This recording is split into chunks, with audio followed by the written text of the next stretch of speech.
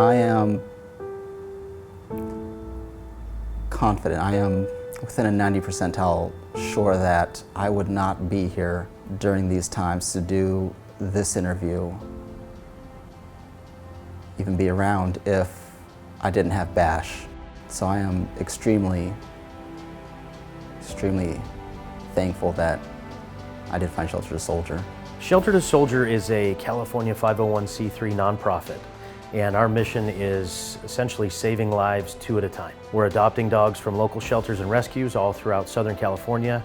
We're training those dogs for 12 to 18 months to become psychiatric service dogs, and then we're placing those dogs at no charge with deserving veterans in need. Joined the military right out of high school, joined the Marine Corps, went through combat training, and my MOS was crash, fire, rescue. So if airplanes crash, vehicles, things like that, I put on a spacesuit and basically put out a fire, rescue people.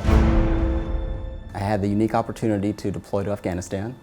I felt like I left a part of me after I deployed, like I didn't feel the same. At that time, I didn't know what it was. I didn't want the stigma, I didn't want any of the broken merchandise, so to speak, label. Eventually, you have to get out of the Marine Corps sometime. And because I never addressed the things that I felt, the things I've seen, after getting out, I just felt like I didn't have any real options, I guess. Everything just felt so hazy, so murky, so it wasn't clear what I should be doing. During this time, I just felt so hopeless, helpless, lost. The more I tried things, I just felt more frustrated because I'm trying all these things and they're not working. So one day I just had enough of it and tried to commit suicide. Lo and behold, that didn't work either, and I became more frustrated. It was absolutely mind-rending to feel stuck. What skills do I have? What can I do? How can I leverage what I've done with where I want to go, feeling how I feel? So I went to private military contracting without the plan of coming back. The Taliban couldn't kill me and I couldn't kill myself, so what was going to be my outcome? What was I going to do? I felt like I was just slowly suffocating, and at that point it was okay with me. I didn't care. I just, at this point, just wanted to burn out and left foot in front of the right foot until the left foot didn't come after.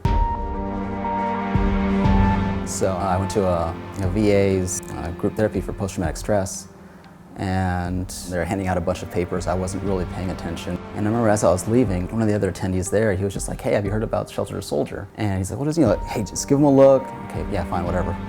I had gone to work and I found in my backpack, the VA's paperwork. Just took a look at it. I was like, "Oh, let's see what this is." Shelter to Soldier. I could feel my anxiety really start to kick in as I clicked on the application to see if I would be a good fit for them. We have heard so many times, I just need a little bit of lightness to keep pushing. And that little bit of light will keep me going. It's not just serving that veteran and that dog, but now it's also helping people hearing about it that have served that need this. I got in contact with Vic, and he invited me down to actually go down to the site for Shelter to Soldier. Everyone kind of felt like they understood.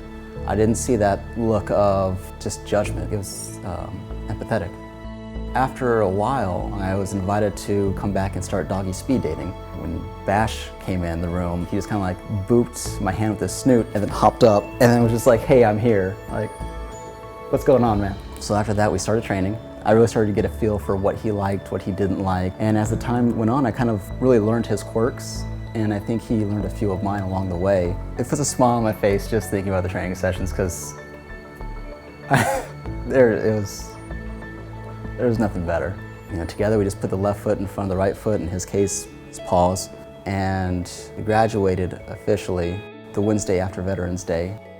After experiencing the brotherhood of the military, after experiencing losing best friends, the relationship I have with Bash is, it's almost like you're taking the best out of all of those categories, wrapping it up in a dog, and then having that dog stay with you through thick and thin. It's priceless. If there were other people out there that felt the way I did, I would tell anybody in that situation, even if you've got just that glimpse of light, it could be dim.